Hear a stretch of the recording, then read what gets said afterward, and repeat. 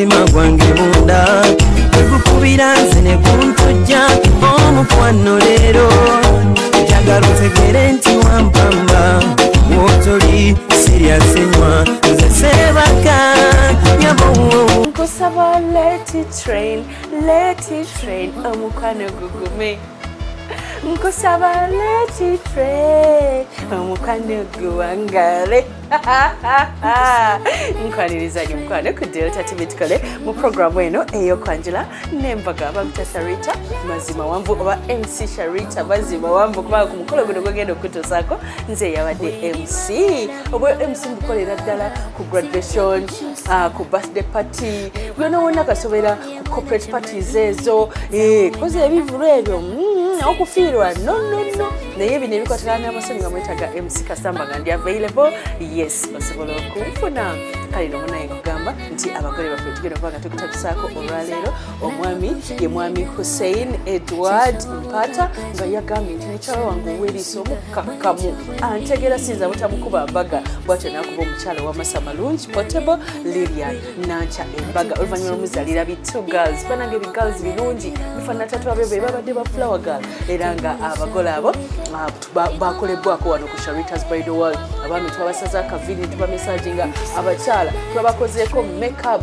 n'okuba styling enviri n'emperekeze zonna era nga ne video neyifaananyi ife ababikoze nawe so tukwasa omukolo gwo naye ng'osiibye okyoli bulungi omwaka gutambula gutya October wunaggwako kiki kyolowooza ku mwana wa munno lwaki tomukuba embaga kale munnaye tugenda kutuusaako omukolo guno naye nga Sharita's Bridal World etegeka graduation Sharita School of Beauty eri kuteeka graduation yaffe yanga 14 December wali eri ku Grand Cape Hotel lwekyo bw'oba wasomerako ewaffe oteekateeka kusomera waffe oli muzadde waffe jangu obeerewo ku graduation eyo naye mulina okusooka ne mujja ne mufuna invitation cards wabula nga tulina mukwaniriza abayizi abapya mudde ne boarding jjukira nti abayizi baffe tubafunira emirimu kale ne munaye nkugamba nti embaga gye nkutuusaako Njovu Junior School ogimanyi Njovu Estate Developers nayo ogimanyi ati embaga gye ngenda okutuusaako nze nga nze MC Sharita mazima wanvu ey'omwami n'omukyala bampaata basoose kukolebwako ku Sharita's Bridal World ate era olwamaliriza ne bagenda ne babagatira wali eri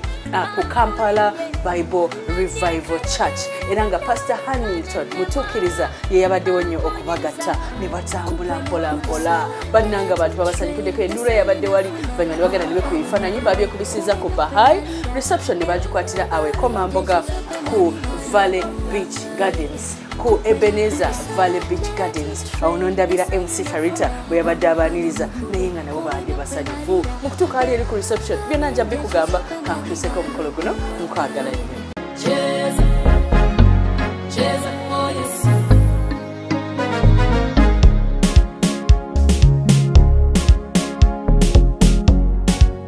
This is for you, Jesus.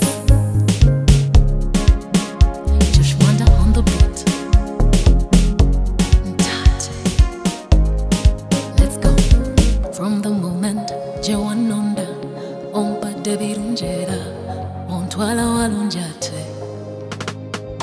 From the moment jena kwekwatanti ebyangere byakyuka kati ndi mwana wa mwami onkolete birungi nayimba onkolete birungi natema onkolete birungi nakutendanga onkolete birungi ebitagambika I will praise you.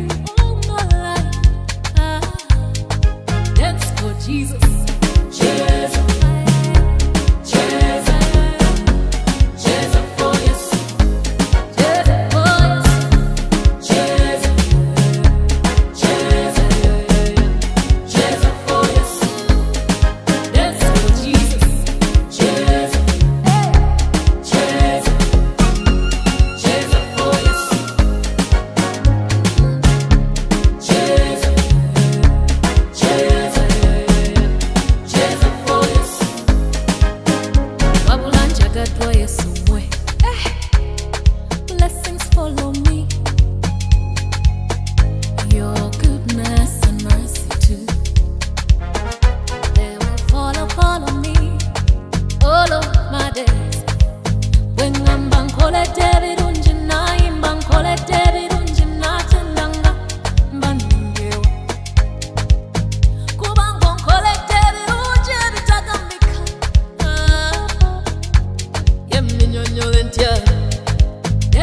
Jesus.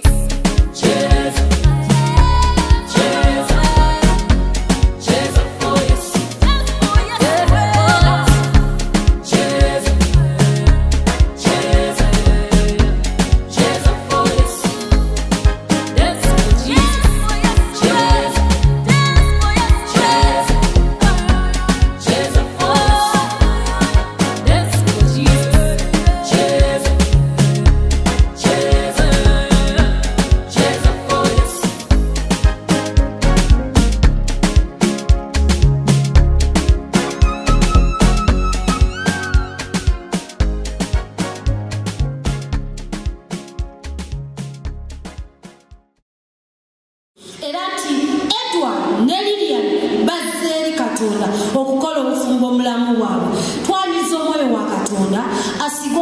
okwagala kwa Katonda mitima gyaffe era asiige okwagala kwa Katonda mutima gwa Edward ne Lilian era ebigambo bye bakola olunaku lwa leero bifuuka endagaano ku mutima gwabwe ebirala bye bakola bajjukirenga nti endagaano ya Katonda wamu nabo tukwebaza olw'ekiseera kino ng'omukisa buli muntu azze ku mbaga eno waba waayina omulumi waba waayina atabuddwa babaawo ayinayo n'ekyuma nga tuli mu maaso go tuvaawo ng'ebyaffe bitiridde tukubira engalo ez'okwebaza mu Kristo Yesu Mukama waffe tugenda kutendereza sigala ng'oyimiridde olw'essanyu n'enseko bitandise okuva mu kamwa kaffe amina Yeah.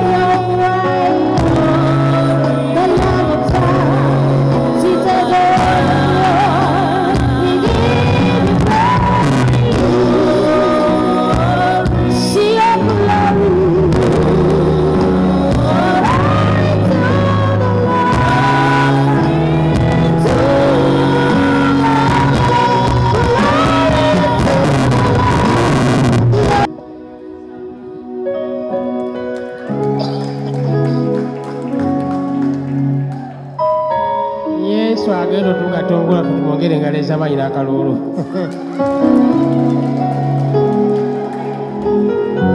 Lubereberye 2458 lubereberye 2458 ne bayita Rebeka ne bamugamba nti onogenda n'omusajja ono n'ayogera nti n'agenda atala okubuuza Nankya Lilian agambye yenga engalo ez'amaanyi nga n'akalo ak'amaanyi. Nyomebwa bwe nabuuzibwa ati aliva wa alinzija mwene enfuufu awo weyantera omukisa bwe lwakeera nga lwongera Mukama teyateeka mukisa eri yaguteekawo we bamvumira mazima lwakeera n'alulagira nti lwongera ebintu byakyuka emimwa gy'abangi yagisiriza nga nviiriddeyo Katonda gwe bambuza n'olwaleero njagala ndaba alina kyagamba awo weyantera omukisa wakati w'ennyanja awo masekkati g'embuyaga weyantera omukisa wakati w'abangi beneenyinyaza masekkati g'ebigambo weyantera omukisa kati njagala olabe leero nti omukisa guva gy'ali teri muntu alina kigambo kisobola kumenya mukisa guli bwerukeera. Si kyangu abakola okukwata obudde baba na bingi naye olaba kutta obudde Mukama bwennya omukisa bwe mutyo ne mubeera buli kimu kyonna mukikolenga mu budde Mukama gyabba omukisa. Njagala okwebaza n'ekibiina mwebala okujja mu bugi bwe buti okwesa omukolo gwa Edward ne Lilian ekitiibwa twikubyeko mu ngalo ez'amaanyi. Twaga okwebaza abazadde bombi ab'enjiri zombi abatuzaalira abaana bano mwebale okubakuza bulungi. Mukama b'omukisa mwenna abazadde Mukama bawangaze balole ku bazzukulu mu linnya erya Yesu Kristo Mukama waffe. Bwekuba nga gwe mulundi ogusoose eno e Kampala Bible Revelation Church wano tuyita wa Mukubira e Makerere. Mukubira yali mutaka n'akala ogaa nti ngenda Makerere wa Mukubira bakutuusa tosobola kubula awo n'ekkanisa tosobola kugibulwa. Tukwaniriza nze omusumba Ronald Kizito agenda otambuza omukolo gw'ogatta ate bwe ndabye Nankya oba muwala wange oba bamwannyinaze simanyi na kumanya kati kigenda kunyuma. Yesu mwongere engalo ez'amaanyi. Embaga ekolebwa ssanyu na nseko ebyandika bye tugamba era kati tuzze kuseka tuzze kusanyuka tuzze kujaguja digida sanyuka kuba akalulu kuba engalo tubijajjaase wano kubanga tuzze kusanyuka era Mukama ajja kuba omukisa. Mukama yebazibwe. Ekyandika kitugamba kubikkulirwa 19 akanyirako 7 kanterekawo mu Uganda okubikkulirwa 19 akanyirako 7 tumuwe ekitiibwa ye kubanga obugole bw'omwana gw'endiga butuuse ne mukazi we yeeteeseteese. Kati buno obugole bwa Edward ne Nankya yeeteeseteesedde okwambala empeta. Mukirabe tusanyuke tumuwe ekitiibwa agenda obbagatta. Tweyongereyo. N'aweebwa okwambala bafuta nga muziraba entukuvu ennungi kubanga bafuta eno by'ebikolwa eby'obutuukirivu eby'abatukuvu. Tweyongereyo. N'aŋŋamba nti wandiika nti baweereddwa omukisa abayitibwa ku mbaga ey'obugole eye Edward ne Nankya. Yesu mukubira engalo ez'amaanyi. Tinammwe muweereddwa omukisa temuzze buzzi muzze kufuna mukisa. So ensonga lwaki olina okuleekana waggulu ensonga lwaki olina okujaguza omukisa gwogutuukirire. Abadde ze nga mulwadde ogenda kuwonyezebwa abadde ze nga n'amabanja gagenda kusasulwa kubanga oliko omukisa gwa Mukama mu linnya erya Yesu Kristo Mukama waffe. So si nsobi gwe okujja wano oliko omukisa. kubanga Edward ne Nancha bakuyita mu linnya lya Yesu Kristo Mukama waffe. Eri abagole waliwo ebigambo ebikwata kwagala n'obufumbo nga temunakola birayiro byensaba muwulire n'obwegendereza kubanga bikulu nnyo oba oliawo ne mu kibiina bikulu. Kale Katonda bwe yatonda omusajja n'omukazi n'assaawo obufumbo okubeera obutukuvu teyagenda kufuna kyagezaako. Katonda teyassaawo obufumbo okuba kugezaako ng'abantu basula wamu. Abantu bangi ennaku zino batwala obufumbo okuba ekintu ekikadde ekyava ku mulembe okwawukana n'okuddamu okulayira ne kawondo kakuba eddirisa kati bye biri ku mulembe okusinga obufumbo obutukuvu. Mu Bayibuli Katonda yatuwa enkola ey'obufumbo ey'amaanyi ag'ekitalo. Ekigambo kya Katonda kituwa enkola ez'obufumbo obuyitamu obusanyusa era nga bumatiza. Omutume Pawulo atuwa okubikkulirwa mu nkwatagano y'obufumbo mu Befeso 5:2 paka 3:3 kasoma mpola mpola. Petero Abefeso 5:2 paka 3:3 kasoma mpola mpola. Nga mwilangana nga mutya Kristo abakazi muwiranga babbammwe nga mwira Mukama waffe kubanga omusajja gwe mutwe gwa mukazi we era nga Kristo bwali omutwe gw'ekkanisa bwali omulokozi w'omubiri yennyini. Naye ng'ekkanisa bw'era Kristo n'abakazi bwe batyo bawerenga babbaabwe mu buli kigambo. Abasajja mwagalenga bakazi bammwe era nga Kristo bwe yagala ekkanisa ne yeewaayo ku lwayo alyoka agitukuze ng'amaze okugirongoosa n'okuginaza n'amazzi mu kigambo alyoka agyeta yennyini ekkanisa ey'ekitiibwa nga terina bbala newankubadde olufunyiro newankubadde kyonna ekifaananga bino ne ebeera entukuvu etaliiko bulema. Bwekityo bwe kigwanidde abasajja okwagala abakazi be bennyini ng'emibiri gyabwe gyennyini. Ayagala mukazi we yennyini yeyagala yekka kubanga tewali muntu eri akyaye mubiri gwe naye aguliisa agujjanjaba era nga Kristo bw'ajjanjaba ekkanisa kubanga tuli bitundu bya mubiri gwe ye. Omuntu kyanaavanga aleka kitaawe ne nnyina neyegatta ne mukazi we nabo bombi banaabanga omubiri gumu. Ekyama kino kikulu naye njogera ku Kristo n'ekkanisa.